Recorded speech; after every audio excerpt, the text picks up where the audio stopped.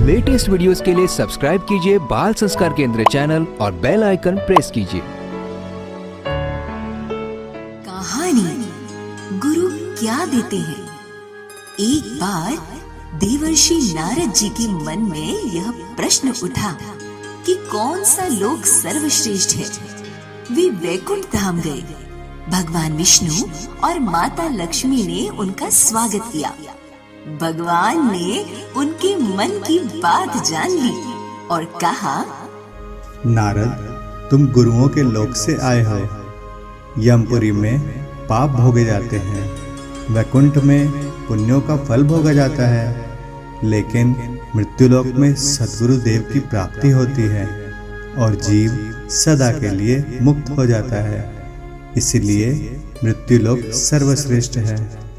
तब नारद जी के मन में फिर से प्रश्न उठा और उन्होंने पूछा, भगवान, ऐसा तो गुरुओं के पास क्या होता है कि उनके होने से वह लोग सर्वश्रेष्ठ हो जाता है।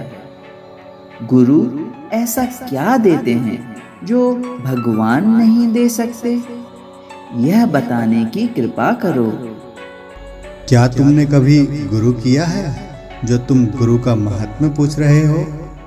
प्रभु, मैं भक्त तो हूँ, लेकिन अभी निगुरा हूँ। गुरु नहीं किया है।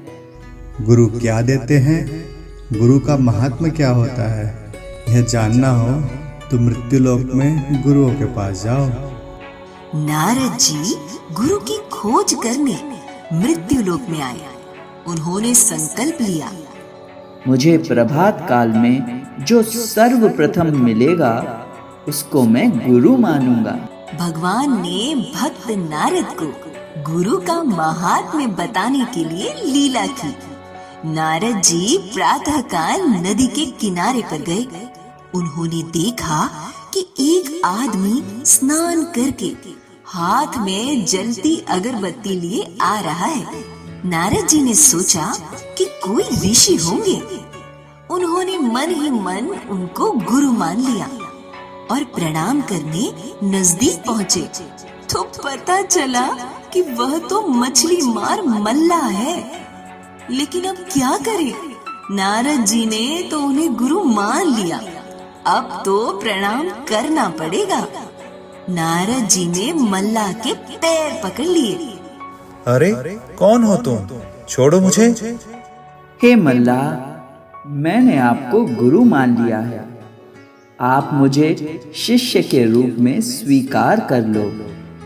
ये गुरु क्या होता है और शिष्य क्या होता है, मैं नहीं जानता। छोड़ो मुझे, देर हो रही है।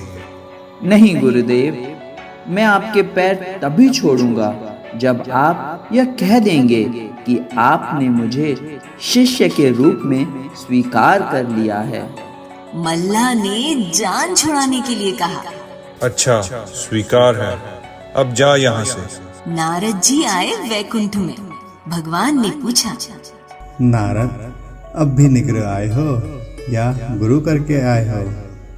नहीं भगवान, मैं गुरु करके आया हूँ, पर मैं जरा धोखा खा गया। वह कमबख्त मल्ला मिल गया। उसको तो पता ही नहीं कि गुरु क्या होता है। लेकिन क्या करें, आपकी आज्ञा मानी, उसी को गुरु बना लिया। भगवान नाराज हो गए और बोले, नारद, तूने गुरु शब्द का अपमान किया है। न्यायाधीश न्यायालय के पद पर तो बैठ सकता है, लेकिन न्यायालय का अपमान तो न्यायाधीश भी नहीं कर सकता। तूने गुरु पद का अपमान किया है। जा, तुझे 84 लाख जन्मों में चक्कर काटना पड़ेगा। नारद रोए, छटपटाए। भगवान ने कहा, इसका इलाज यहाँ नहीं है, तू जा उन गुरुओं के पास मृत्युलोक में।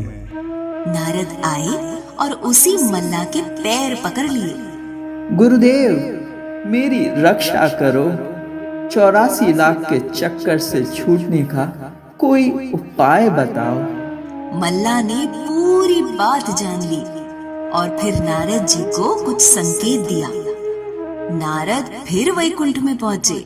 भगवान को कहा, भगवान, मैं 84 लाख योनियां तो भोग लूंगा, लेकिन कृपा करके यह बता दो कि 84 लाख जन कैसे होते हैं और कहाँ कैसे उसका जीवन होता है। इसका जरा नक्शा बनाकर बता दो, जरा दिखा तो दो कैसी होती हैं 84। चलो ठीक है, तुम भक्त हो तो इतना तो मैं बता देता हूँ। भगवान ने एक सृष्टि का नक्शा बना दिया और उसमें 84 लाख विभिन्न जीव जंतुओं का जीवन दर्शा दिया और कहा, ये देख लो, ऐसे ऐसे तुम्हें 84 लाख जन्मों के दुख भोगने हैं। जैसे ही नक्शा पूरा हुआ, नारद जी उसी नक्शे में लोटने पोटने लगे। अरे ये क्या करते हो नारद?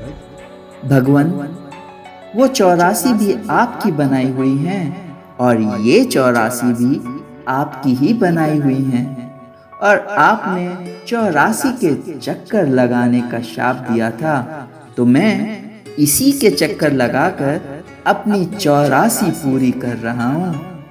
अच्छा, यह युक्ति तुम्हें कैसे मिली नारद? भगवान, जिनको मैंने गुरु बनाया था उन्हीं ने यह उपाय बताया।